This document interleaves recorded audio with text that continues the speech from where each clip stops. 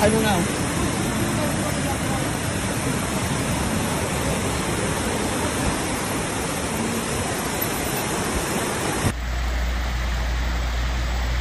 Oh, there's Cheryl. I'm not talking to my son. It's going right into their house and they're in there. They're in there. Oh my God.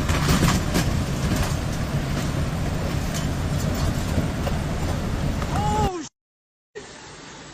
what the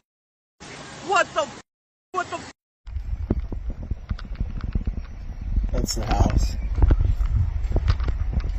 That's part of the house. At least 5 people are confirmed dead, including a 3-year-old child, and several more remain missing following catastrophic flash flooding in West Virginia and Indiana. A chilling footage shows in West Virginia, an apartment building on Locust Avenue partially collapsed as floodwaters surged through Wheeling, while entire homes were swept off their foundations in Ohio County. There are houses floating down. This is a disaster, my friend. This is a disaster. I'm a nervous. Oh my God, do you hear this? Streets became unrecognizable, submerged under feet of muddy water. Thousands lost power. In some areas, vehicles were found overturned or submerged beneath damaged bridges. The devastation struck with little warning.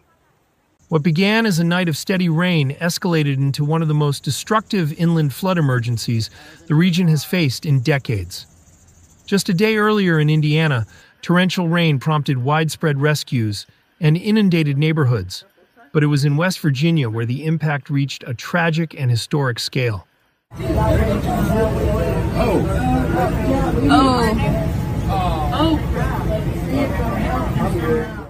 The flooding in West Virginia unfolded rapidly in the early morning hours of June 15th as a stationary storm system stalled over the northern counties and released intense, prolonged rainfall. Meteorologists confirmed that between 2 to 5 inches of rain fell over several hours, much of it within a 90-minute window. The hardest-hit areas included Ohio County and the Wheeling Metro, where the geography funneled runoff directly into creeks and residential zones.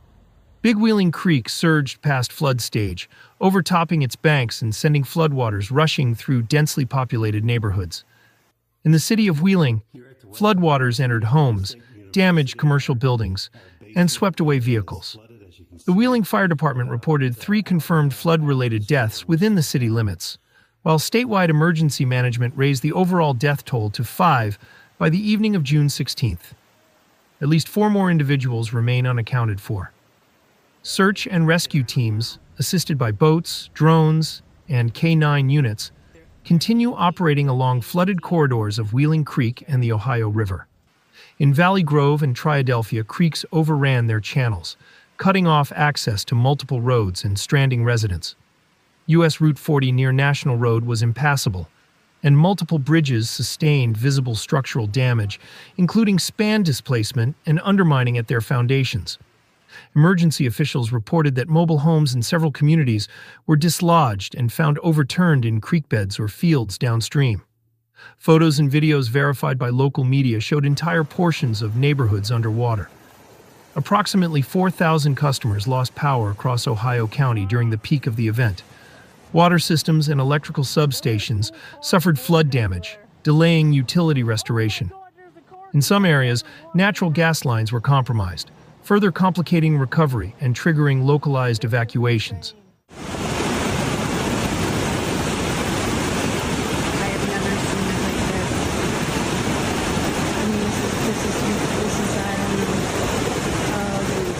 Let's get out of there! Stay, Cheryl! Do not go! Cheryl, go to my house! Make it to my house! Make it to my house! Make it to my house! Emergency shelters were opened throughout the Wheeling area to assist residents who had lost access to their homes, while schools, municipal buildings, and clinics suspended operations for damage inspections and safety evaluations. Officials described the situation as unprecedented in scale for the region.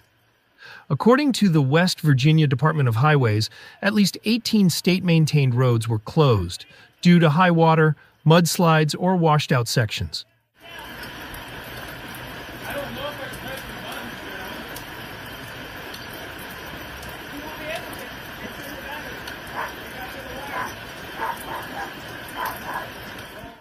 More than a dozen bridges remained under structural assessment as of June 16th.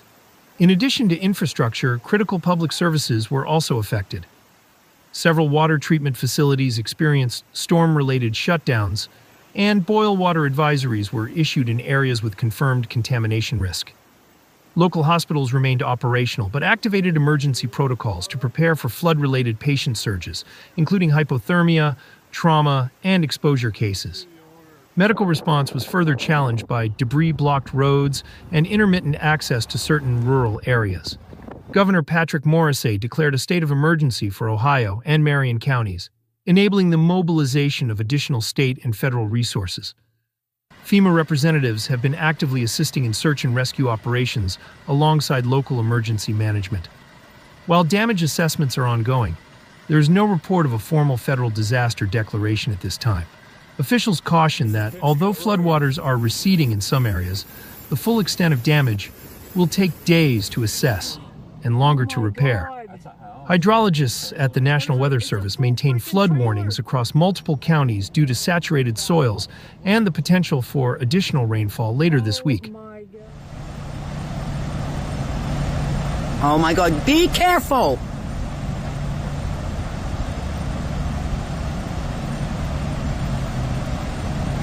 That's my street.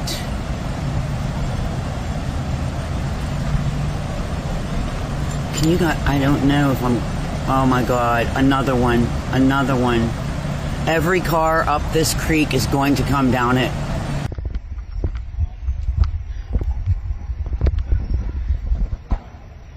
And this down here is where the house came from.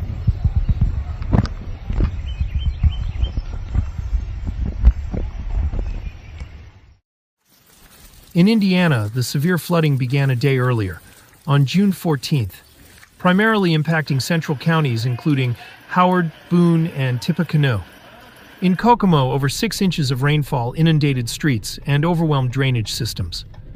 Wildcat Creek rose sharply, forcing road closures, including parts of State Road 26. Highland Park was submerged, leading to the cancellation of the city's annual Father's Day car show. Neighborhoods such as Indian Heights faced widespread basement flooding and street-level inundation. Emergency responders executed more than 30 water rescues in the Kokomo area alone, with multiple reports of residents trapped in homes or vehicles. Further south in Evansville, flash floods submerged commercial zones, while power outages and traffic disruptions were reported throughout the affected corridor. These cars, they're underwater. Oh my God.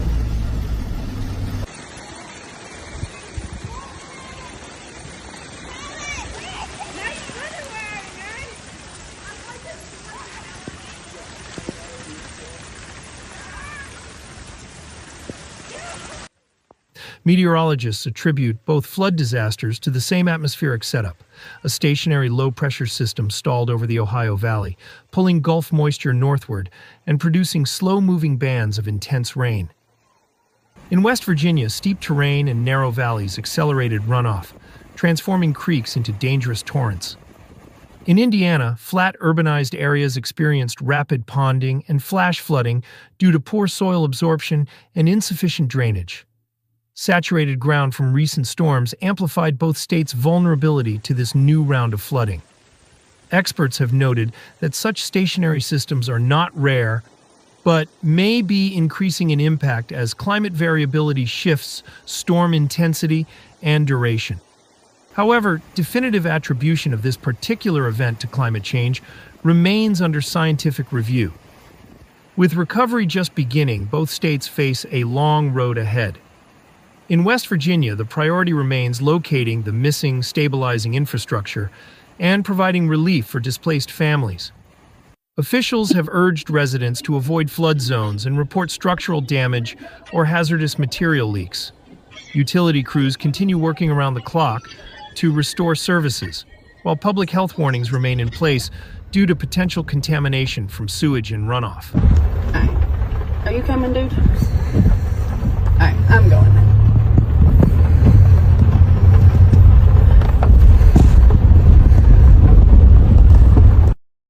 Our sincere condolences are extended to all families and individuals affected by these devastating floods. We honor the memories of those lost and hope their souls find lasting peace. The grief and hardship experienced by these communities are deeply acknowledged.